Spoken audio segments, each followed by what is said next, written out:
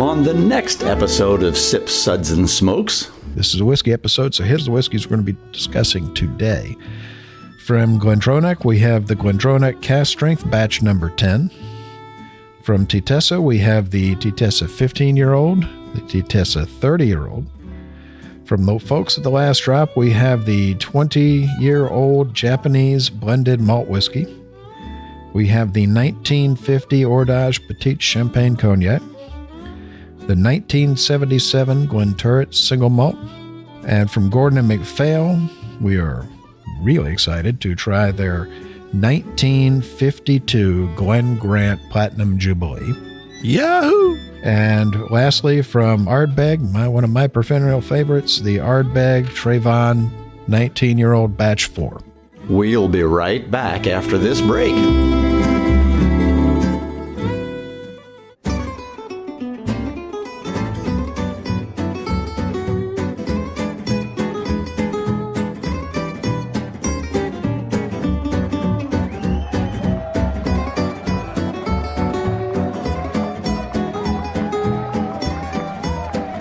Brought to you almost live from the Dude in the Basement Studios. Why? Because that's where the good stuff is. It's Sips, Suds, and Smokes with your smoking host, the good old boys.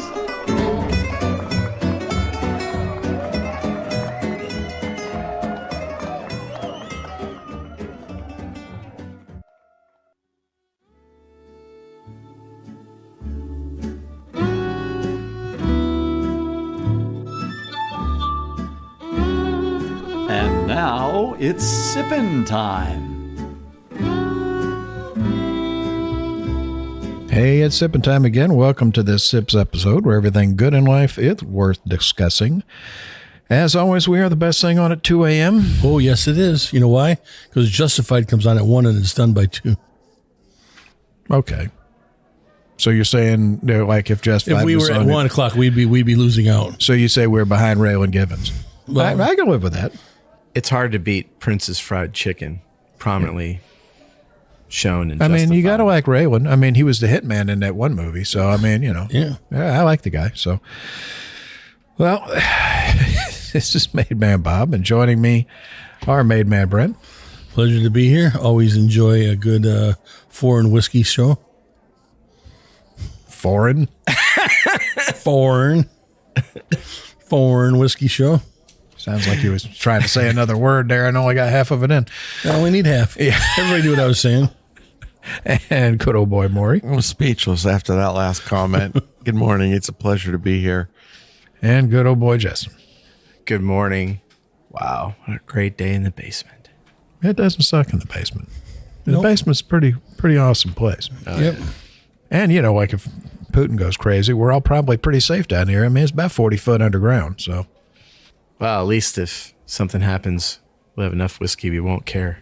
Exactly. Yeah. That's been my plan. Yeah. The bunker. Exactly. It's not accidentally Other named the people are bunker. hoarding food supplies and fuel and medicine. I'm just hoarding whiskey. So So, plenty of calories right here on the yeah, table. that's all I need. So, well, our sip segment's all about wine, distilled spirits, tea, coffee, and pretty much anything else you can drink. And this is a whiskey episode. So here's the whiskeys we're going to be discussing today. From Glendronach, we have the Glendronach Cask Strength Batch Number 10. From Teitessa, we have the Teitessa 15-year-old, the Teitessa 30-year-old.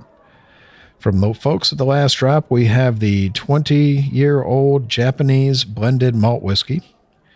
We have the 1950 Ordage Petite Champagne Cognac, the 1977 Glenturret Single Malt, and from Gordon and MacPhail, we are really excited to try their 1952 Glen Grant Platinum Jubilee.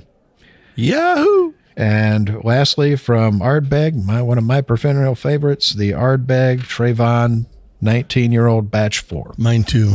So I know. I hold these for you, man. Liar, liar, pants on fire. Oh, just wait. Next show I've got Supernova for you. The highest phenol count of any Ardbeg ever made. I am here for that. You can break the bottle apart and it doesn't run. It just holds the shape of the bottle. It's like Play-Doh. It's awesome. So Can't wait to chew that. It's pretty much like, chewing cock, I think, just really smoky. All right, so let's have Justin tell us about our SIPS ratings. Well, in honor of our amazing spirits today, we're going to talk about the SIPS ratings. 1 sip. Give me a glass of water to wash out my mouth. Is that Fred the Elephant Boy from the Stern Show? 2 sips. Nice, but what else do you have? Well, isn't that nice? No, that's how you talk when you're on that, what's that stuff they gave me when I had surgery? Propofol. Yeah, propofol. And I'm not sharing it. You bastard. 3 sips. Interesting, but what was this again? Interesting. 4 sips. Let's keep this secret to ourselves. Pour me another. That's classified. 5 sips. Oh my. Always unaware anything could be this good. Oh my goodness! Yes! Yes! Yes! Yes! And we made it through another SIPS rating with nobody knowing what voice that was. Yeah, exactly. And nobody puked. You ever watch Yacht Rock? Can't say I have. Yeah, I mean, I know what it is. Or listen to it, anyway. I don't think anybody can watch it unless you're on the cruise. No earthly idea what the hell he's talking about. Okay. There's a reference to something no one knows. So let's move on to our first whiskey. Let's segue into something that has never been mentioned by anybody on earth. All right, so we're going to go to Maury for our first whiskey, so tell us about it. Thank you, Bob. The first whiskey will be the Glendronach Cask Strength Batch 10, 58.6 ABV, or 117.2 proof. Glendronach was established by founder James Allardyce in 1826 as one of Scotland's earliest licensed distilleries. Currently owned by Brown-Forman, this 10th edition of the Cask Strength expression was expertly crafted by master blender Rachel Berry from a marriage of Pedro Jimenez and Oloroso sherry casks. It has a beautiful burnt copper color on the nose, lots of mocha, apricot, orange, chocolate cake, roasted almond, hint of walnut, raisin, and just a lovely oak background. On the palate, it's just wow, was my first and only word. A rich spice fruit cake, nectarine, dark cherry, honey, just mouth coating, luscious, delicious, and then the finish just carries on and on. I thought this was a spectacular way to start the day, or should I say the morning, in the damp, dark basement. What do you think, Brent? Oh, I agree. I love this one as well. And for somebody that's really appreciating Scotch a lot, this one comes through and shines. The raisin on it, you get it on the nose right away. It's like a chocolate almond raisin, and then it follows through with that little bit of that Christmas fruit cake to it a little bit. Not a lot, but it comes through there a little. But yeah, you get the dark cherries, those raisins on the palate, and the finish is great. Yeah, the other thing I noticed that I forgot to mention was the marzipan. There's a little hint of marzipan in there that just kind of wafts in and out. Yes, especially if you add a little bit of water, that shows up a little bit more. I agree with that, yeah. Justin? This was insanely good. Within the parameters of, its age and its finishes, you absolutely could not have done this any better than they did. Don't try this at home, folks. No, if you see this on the shelf, buy it. If you don't have the money, appropriate it.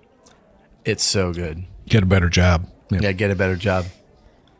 Rest in peace, my friend. That's been told to me before. Yeah, this is, we did the last batch of a Cask Strength Glendronach, and I thought that was about as good as life could get. And honestly, this one's a whole step better than that one. I mean, I've said it before. I'll say it again. Rachel Berry is absolutely a damn genius. Everything she touches is fantastic. I am a huge fanboy. But this one is just so well done. It's just sell this in stores where we can find it. Oh, good. Yeah. I mean, Right. I'm looking for it. It's chocolate oranges, it's almonds, sultana raisins.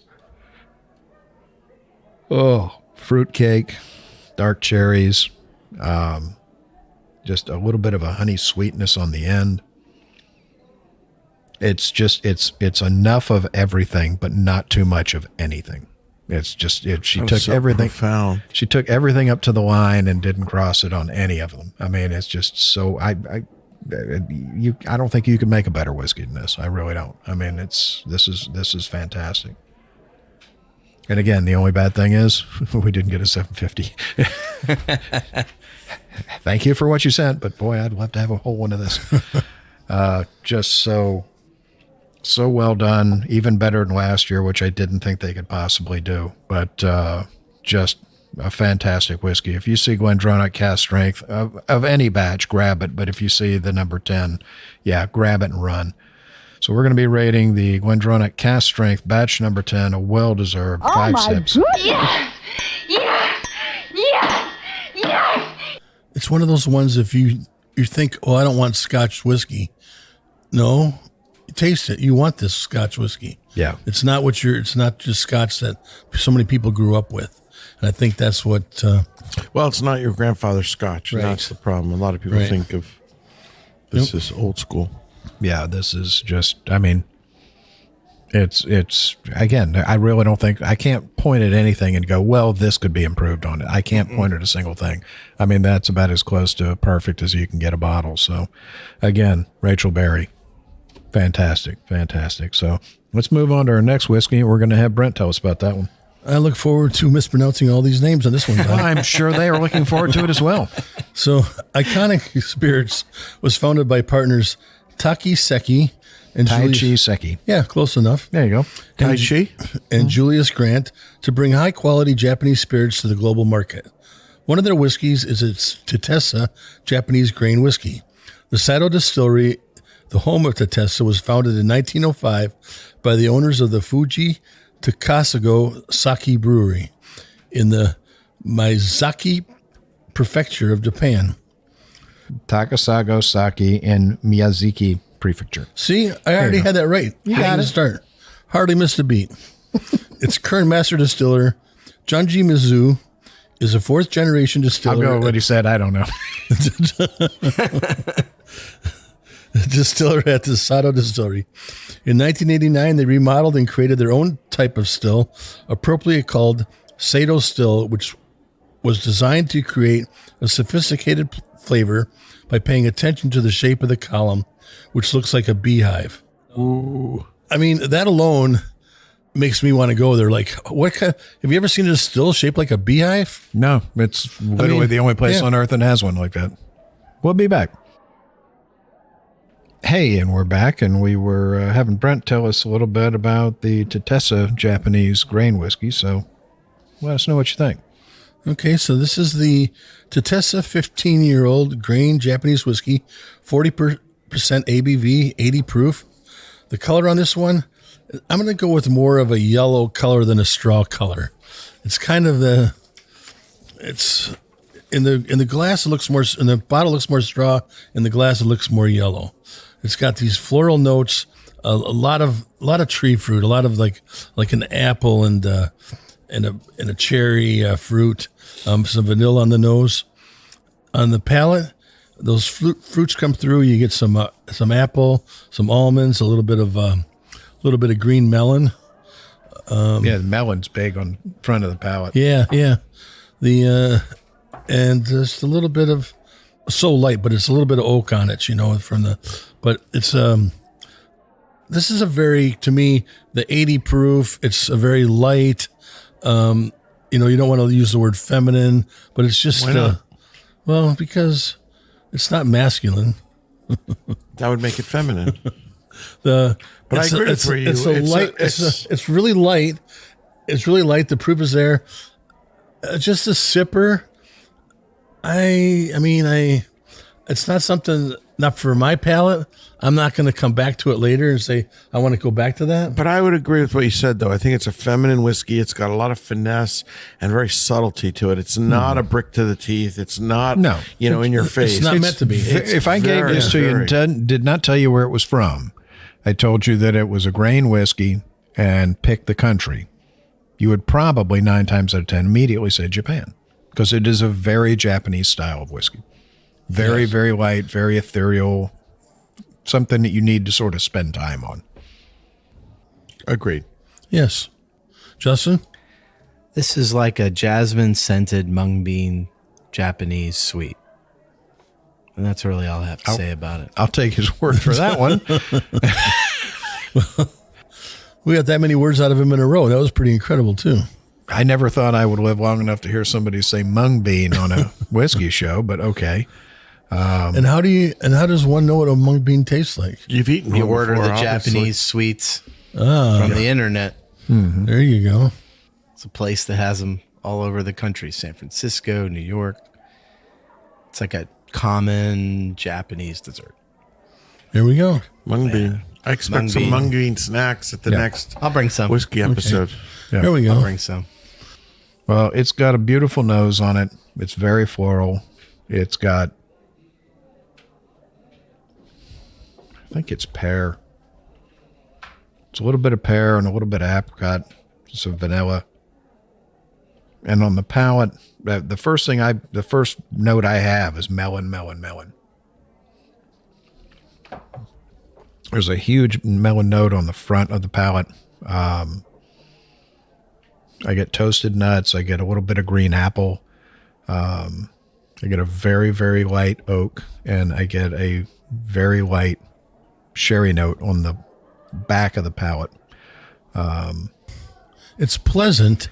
Yeah, it's lovely. Everything's pleasant about it, but there's nothing that stands out that says, Gotta buy it. I have to go out. I need to go out and get this right now. There's nothing to me that says that.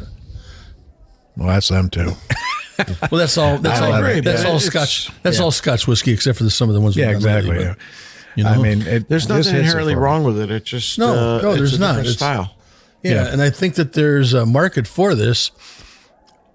Where? In Siberia? Where's that market? Well, in the You got the two, cast strength bourbon guys over here who don't drink anything else. So yeah, okay. Yeah, very, very lovely. Lots of layers to it. A beautifully well-made whiskey. We're going to be rating the Teitessa 15-year-old Japanese grain whiskey, a well-deserved 3 sips. Interesting. So let's go to Justin with our next one. Okay. Our next spirit is Teitessa 30-year-old grain Japanese whiskey. It's also 40% alcohol by volume or 80 proof. And this one's matured in 3 different oak barrels: Spanish oak, American white oak, and limousine oak barrel when you don't want to drive there like the working man. So on the nose, it's complex, raisiny. It's got dates, currants, cardamom on the palate. Look at you. That's a good one. Cardamom. Absolutely the cardamom. Palate, it's like a rich and complex. Think like dark raisins, sandalwood, and the finish is very pleasant. You will taste the Spanish oak, and I wish I could tell you what American white oak and limousine oak barrels taste like, but I don't know. But you definitely have the Spanish oak and then something else, which my ignorant palate can't really describe to you. What do you think, Maury? I thought this one was considerably more interesting than the previous one. I like this one much more. It has much more color. You can tell it's spent a lot more time in wood. On the nose, I'm definitely getting lots of prune and raisin, and it just sort of reminds me of a PX sherry. On the palate, again, it's mostly dominated by prunes, raisins, spice cake, and then it's got a medium finish. I thought it was a very interesting whiskey. This is definitely one you can stump your friends with. I highly doubt that anybody listening to the show has ever had a 30-year-old Japanese grain whiskey. And if you're, in the market and want to try something different, this is really fun and really interesting. It's very interesting. There's early on in the palate, there's something that was like off-putting about it. I couldn't put my nose on it or my palate on it right away.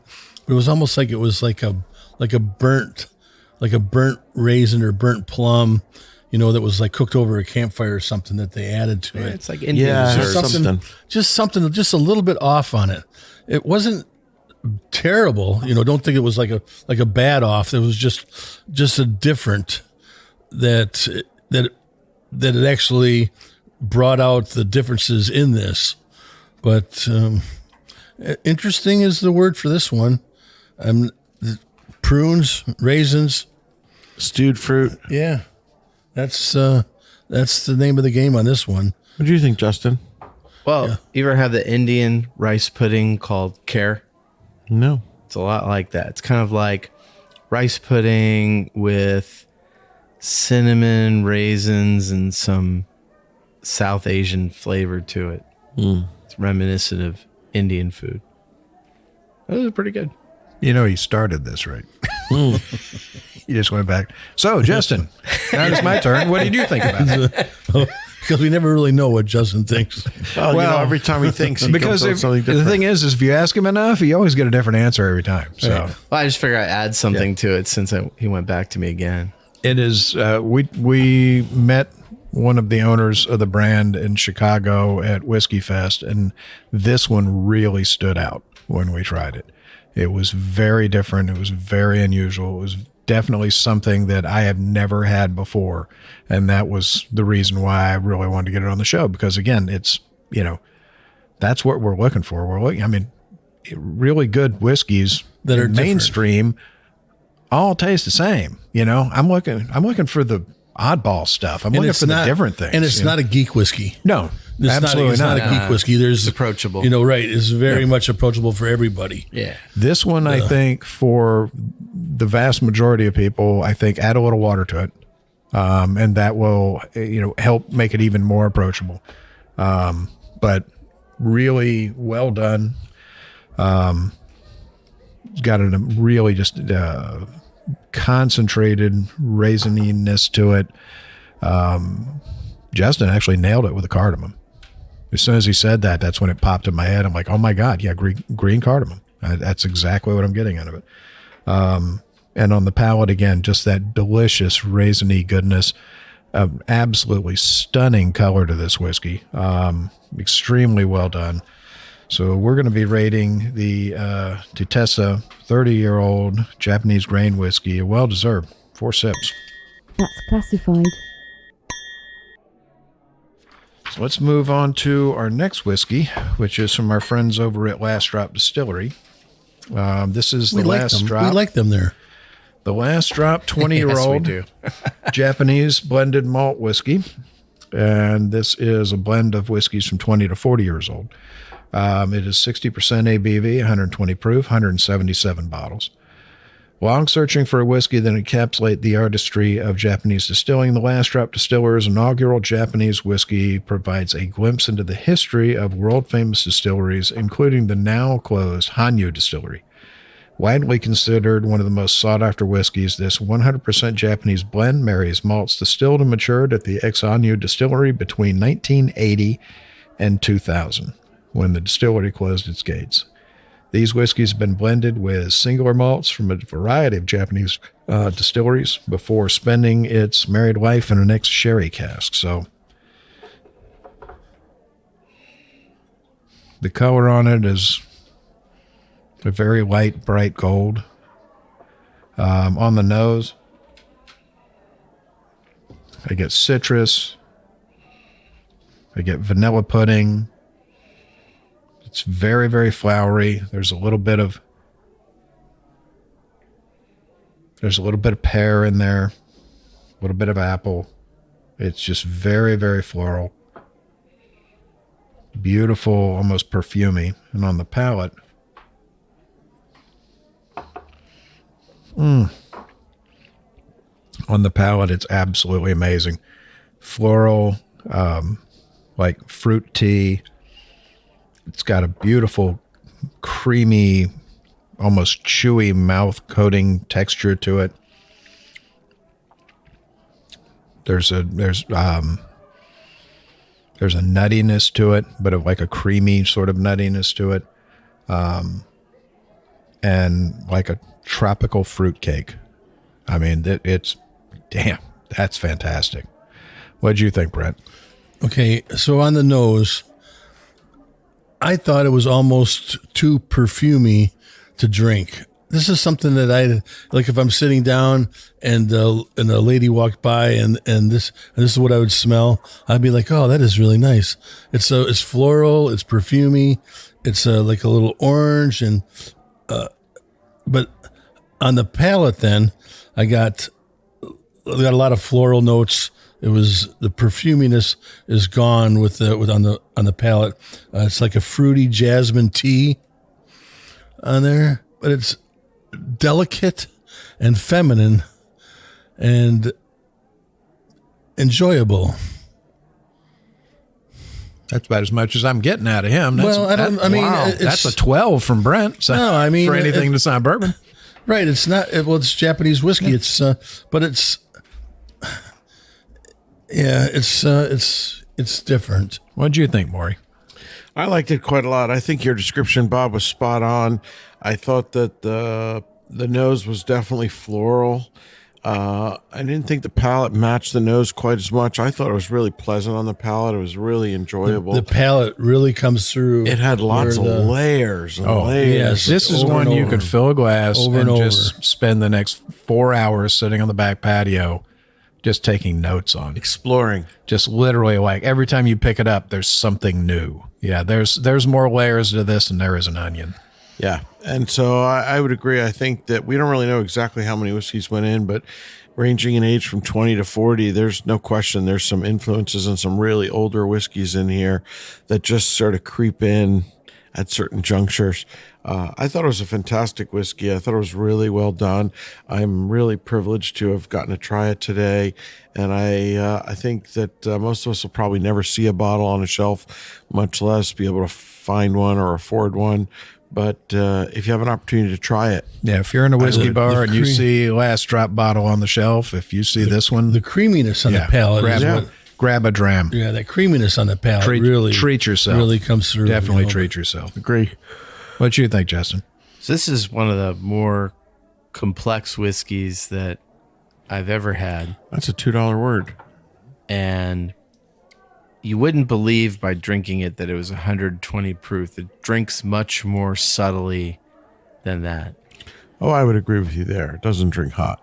You know, like Knob Creek hits at 120. Knob Creek will just knock you on your ass. This, it's subtle, it's complex, like all the mysteries of the If East. somebody told you it was 90 proof, you'd be like, believe it. I don't know if it's even that high. That high? Yeah. Yeah.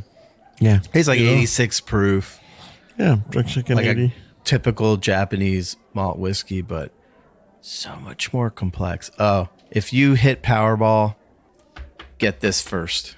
So good. Well, with that, we're going to be rating the Last Drop 20-year-old Japanese blended malt whiskey, a well-deserved 5 sips. Oh my goodness! Yes! Yes! Yes! Yes! So let's go to Maury and ask him to tell us about our next one from Last Drop. Thank you, Bob. The next whiskey will be the next spirit, I should say, will be the Last Drop 1950 Ordage Petite Champagne Cognac, 45% ABV or 90 proof, 375 bottles produced. This was distilled in a traditional wood-fired alembic pot still in 1950. 1950. 50. That's right. 72 years ago. Is there anybody listening to this podcast that was born prior to 1950? No. Yeah. This single estate cognac from the esteemed Petite Champagne terroir was crafted at a family-owned distillery during a pivotal time in France when the cognac region and Europe as a whole were recuperating after World War II. Distilled by the 8th generation of a family, this cognac was still in its original oak casks when the Last Drop team discovered it. This is one of the last barrels from the cellars of this recently and permanently closed distillery. Wouldn't you like to be on that team of Last Drop? Just goes around and find these things. Yes. Yeah. My first thought was just wow. The color is a nice deep burnished copper. On the nose, there's all kinds of stuff going on. There is candied peach, dried figs, apricot jam, some floral perfume notes, dried rose petals, iris, honeysuckle. There's just so much going on. You could spend all day just nosing this whiskey. Really pretty phenomenal. On the palate, wow. It just has, amazing wood tannins. It's got just this soft, comfortable, luscious mouthfeel with hints of cocoa, wood, spice, and a nice finish that just goes on and on. I really thought this was I didn't think the last whiskey could be improved upon, but this is not a whiskey, it's a cognac, but really, I think this kind of underscores the fact that all things aged in wood evolve to a common location in that the substrate becomes less important and the barrel becomes so much more important. And this was wonderful. I feel honored and privileged to have tried it. What do you think, Brent? This is not your daddy's cognac. This is not the one that they're aging whiskey in at this point in time. This one is so much more subtle, cozy and soft, and just warm, and just wants to hug you. Yeah, it doesn't drink hot at all. It's not warm in that it's high heat or high proof. It drinks, well below its stated proof, but it's just delicious. Yeah, you got those subtle notes of cocoa and stuff on there, a little bit of licorice, a little bit of wood, that wood that comes through. The longer you spend, the more stuff you find. Yeah, I'm totally enjoying this one. Pretty special. And it's Trying to figure out what his daddy's cognac was. Was it Fred's cognac? From I don't know. Saskatchewan, I believe. Yeah, wherever. What do you think, Justin? This is your 50th anniversary by the fireplace spirit. Yeah. So good. We'll be back. Hey, and we're back, and we were discussing the 1950 Last Drop Petite Cognac, Ordage Petite Champagne Cognac. There's not much more I can really say. I mean, it's literally evolving into something just ethereal in my glass. I can't even really hardly describe it. Yeah, mine's gone. It's just, oh my God. It's just, my sample wasn't large enough. It's peaches and nectarines. That's what she said. And just so much fruit. It's so bright. It's 72 years old and it's so bright. It's like they put it in the bottle yesterday. Oh my gosh. A little bit of fig, a little bit of apricot, and that beautiful floral note on the nose. And I'm just going to tank the rest of this here. Yeah, just imagine being that team that went out and that found this somehow. That's just a great feeling. When you run into something like this. Oh, it's like being an archaeologist. It's like, it's like being Mel Fisher and finding the Atocha. Yeah. It's just, it's so warm and soft and round and happy. And there's cocoa in there. Happiness in a bottle. There's licorice in there. Yeah, it's just, Thank you to Rebecca, Jago, and the team at the Last Drop for sending that one, because that one was pretty much life-altering. I'm sorry, I can only give it a 5. I mean... Oh, my goodness! Yeah! Yeah! You mean we can't make an exception and give it 13 sips? These go to 11. Come on. Spinal Tap? Really? You know that one? All right, so let's have Justin tell us about our last whiskey from the folks at the Last Drop. So we're going to talk about the Last Drop 1977 Glenturret Single Malt Scotch.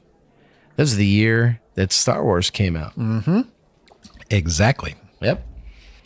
It was officially, and it's a 45% alcohol by volume or 90 proof for the numerically challenged, and only 168 bottles were made. Officially established in 1775 but with illicit operations dating back as far as 1717. The Glendronach Distillery is reputedly Scotland's oldest distillery, undeniably one of the most revered. This 44-year-old single malt from the Glendronach Distillery was produced in 1977 and matured in ex-sherry butt. And I love a big sherry butt. I cannot lie. I'm pretty sure Luke Skywalker put this in there. Yes. So this nose, it's complex, it's sweet, it's balanced, it's got mangoes and plums and peaches. Well, the fat man made a funny. Raisins and toffee, and it'll just fill your heart with joy. On the palate, it's soft, fruity, silky, a little spice, a little oak, licorice, sherry, and then a beautiful sweet finish. This is amazing. And Maury, what did you think? Well, I think you hit the nail on the head very nicely, Justin. I would agree with you. It's a really special whiskey. The aromas, the tropical fruits on the nose, the mango, the candied apricots, raisins, toffee, just really amazing. But the palate just does not disappoint. Again, floral, sweetness, silky tannins, spices, oak. I thought that the finish was very reminiscent of a Madeira. It just kind of lingers on, and just you can enjoy it all day. It's like an all-day sip in one. Brent? This is why people like single malt. This right here. There's no smokiness, there's no peatiness, there's none of that stuff. There's no iodine, mercurochrome, any of those medicine notes to it. It's just deliciousness. A lovely expression. With the fruits, the sweetness, the toffee, the raisins, the floral notes. This is why people want to drink this. This is single malt perfection. Yeah. This is like the quintessential single malt. It just says all the things you want and none of the things you don't. Yeah, and 168 bottles. I'll know I'll never own one, but at least I got the privilege to taste one. Bobby Joe? Again, another amazing whiskey from the folks at Last Drop. And, I mean, what more can you say? Absolutely beautiful nose. Just tropical fruit. Dried apricots, peaches. Slight bit of citrus in the tip of the nose. On the palate, just absolutely lovely, honey sweet. And again, just it's aged so well. It's just all the rough edges on this whiskey have just been worn away, and it's just left this absolutely there were no rough magnificent edges on Star Wars. Some magnificent core. A lovely whiskey. I mean, really, there's not much more we can say about it. We're going to be rating the Last Drop 1977 Glendronach single malt Scotch, a well-deserved 5 sips. Yes! Yes! Yes! Yes! Well, Bob, you want to tell us about our next one? Yeah, so, in that vein of going with really amazingly old, rare whiskeys that none of us can actually afford, God, I love this job. It's the only way I can try these. We have from Gordon and MacPhail, we have the 1952 Platinum Jubilee Glendronach. It is 52.3% ABV, 104.6 proof. This expression was bottled by Gordon and MacPhail to honor the Platinum Jubilee of Her Majesty Queen Elizabeth II. This whiskey from the Glendronach Distillery was distilled in 1952 and has spent the last 70 years maturing in first fill sherry casks. Was that 7 years or 70 years? 70 years? 1952. Yep. It was bottled on the 6th of February, 2022, which was the anniversary of the Queen's accession to the throne. And she passed away not too long ago, but she made it to 70. I mean, she's literally the only queen about 4 generations of the UK have ever known. And it serves as a fitting tribute to her exceptional legacy. And part of her legacy was the Queen's Green Canopy Initiative, which aims to plant 100,000 rare and native trees in Scotland every year. And in furtherance of that cause, Gordon and MacPhail is going to be donating 20,000 pounds to the Scottish charity Trees for Life. So in honor of the Queen, gentlemen, cheers. Long live the Queen. Cheers. Cheers. She's dead. Oh, my God. What an amazing whiskey. Just beeswax and toffee, citrus notes in the tip of the nose, old leather, and on the palate,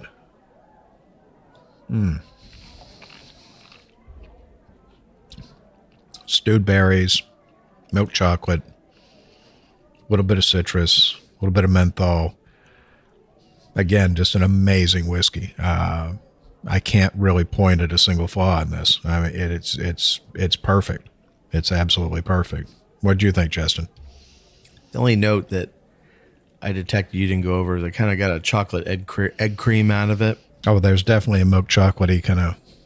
Which was amazing. And there was a little bit of smoke on the finish, which I thought was like really well done. Mm-hmm. Just like this faintest wisp of a campfire. Just like not a peaty, but just the Queen's wave goodbye to the spirit. Yeah. It's just perfect. Yeah, with that, the way she used to wave, like you're screwing in a light bulb. Yes, exactly. What'd you think, Brent? I wonder, they say they put this in there for when the Queen, how did they decide to say, let's wait that long before we take it out? I mean, whose decision was that to wait that long, or what did they decide? What was their thought process? Whoever thought it out did a great job. But I was like, what if the Queen only had 30 years on her? The whiskey wouldn't be nearly as good. So thank you, Your Majesty, for enduring as long as you did, because you got a great whiskey. So anything interesting that you tasted in it that we didn't pick up on? No, I think you guys hit all the notes. That the methanol and milk chocolate on the palate really worked well together, which I didn't think was going to, and it really did. It's almost like a peppermint patty kind of thing. Yeah. It's just enjoyable.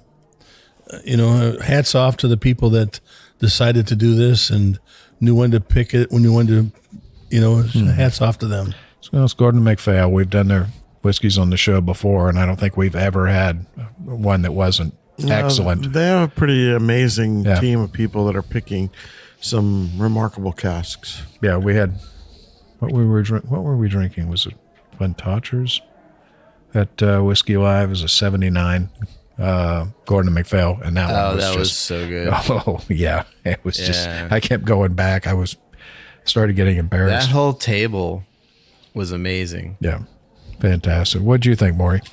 Well, I really don't have a lot to add to what's been said. I mean, I think this is a quintessential single malt. It's near perfection in a glass.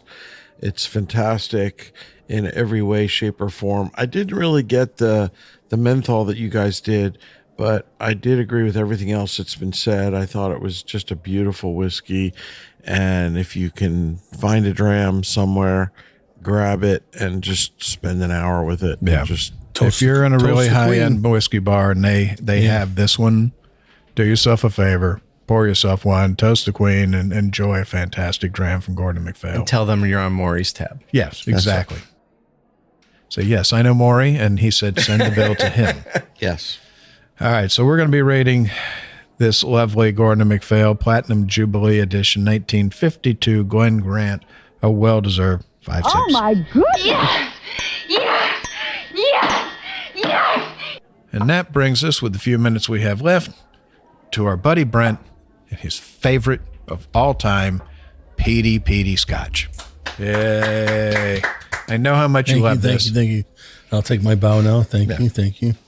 This we have the Ardbeg Trebon Batch 4, 92.4 proof, 46.2% ABV, 19 years old. Inspired by the beautiful beaches of Trebon on Isla, locally as the singing sands, the tides ebb and flow, and the beaches hum beneath your feet.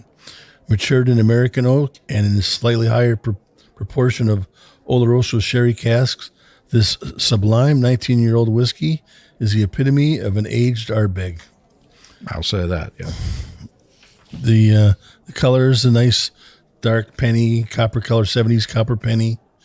Now, I'm going to give you their nosing notes on this, and then I'll tell you my own nosing afterwards. But herbal pine and fennel flow into the sharp notes of citrusy lime sorbet and medicinal lozenge, while eucalyptus and saddle soap follow on the breeze. A splash of water releases a cascade of hazelnut, sweet vanilla, and currants before a rich minted chocolate brings the nose to a close. That's a pleasant way of saying it's very smoky and peaty. Surrounded by heathens. There's definitely much more smoke and peat on the nose than on the palate. Yes, on the nose, it's very much so. On the palate, they wood smoke. They nailed that one. Dark chocolate and ground coffee. Now that you look into it, yeah, it does come out.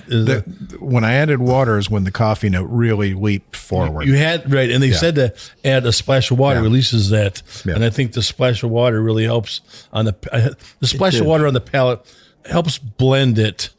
Where if you don't add that splash of water, it's not balanced. If you're not a peat guy, you really do need to add water because that will take the phenols down so that you can taste the other flavors in the whiskey. Absolutely. Yes, it does add some balance. And it made a to big difference. It made a big difference, and it balanced it out. You get that chocolate and ground coffee, a lemon curd and peanut brittle. Those come through. Raisin and hazelnut. And then that medicine note, you have that medicine note that you can't get rid of.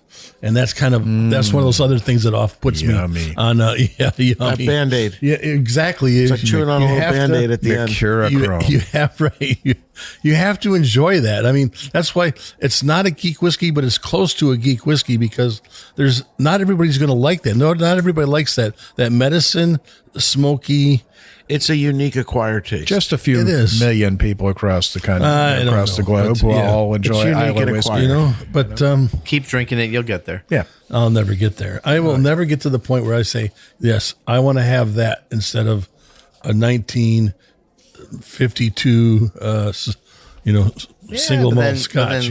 So last week you're like, I'd rather have the scotch than the bourbon. Words I never thought would come out of your mouth. So don't never say never. Right? No. I enjoyed those scotches a whole lot more than I did the bourbons. And those were some really nice bourbons that we had. Anybody have any other thoughts on it? No, we're going to let you finish it up because you're going to be the one that's going to glorify it. Absolutely, because it's fantastic. You animals. This is everything an almost 20-year-old Isla whiskey should be. I don't think that the nose is all that particularly smoky, but okay, I'll go with that. Water absolutely changed this one for the better. They're absolutely correct. Add water to it. You get a little bit of a pine note, the medicinal note to it as well.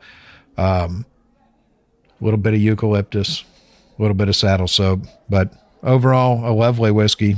And you guys know what you're talking about. We're going to be rating the Ardbeg Trayvon Batch 4, a well-deserved 4 sips. That's classified. Be 5 if I didn't have these 3 It was meeting grounds. What? I gave it a 5, didn't I? Right, you did. Yeah.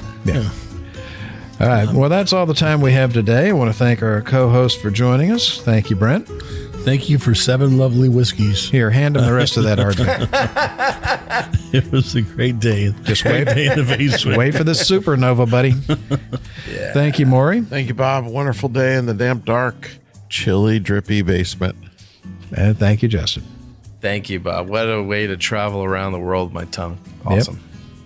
Well, for Sip, Suds, and Smokes, is Made Man Bob. We thank you for joining us. Remember, life is too short to drink bad whiskey, and we didn't really have to do that today. Well, maybe one. Sissy.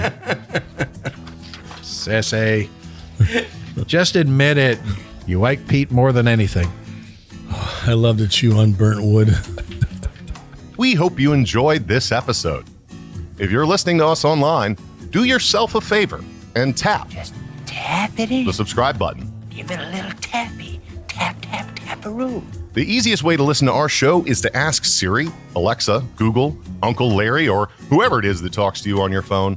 Play podcast Sip Suds and Smokes. We love your feedback, and you can reach us at info@sipsudsandsmokes.com.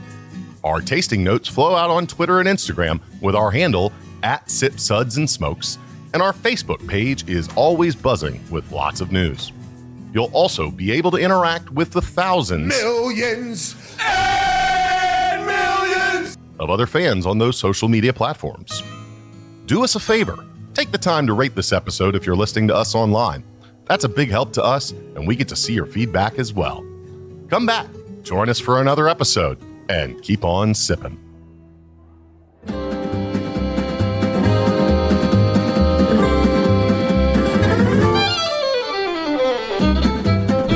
This has been a One Tan Hand production of Sip Suds and Smokes, a program devoted to the appreciation of some of the finer slices of life. From the Dude in the Basement Studios, your hosts, the Good Old Boys, will see y'all next time.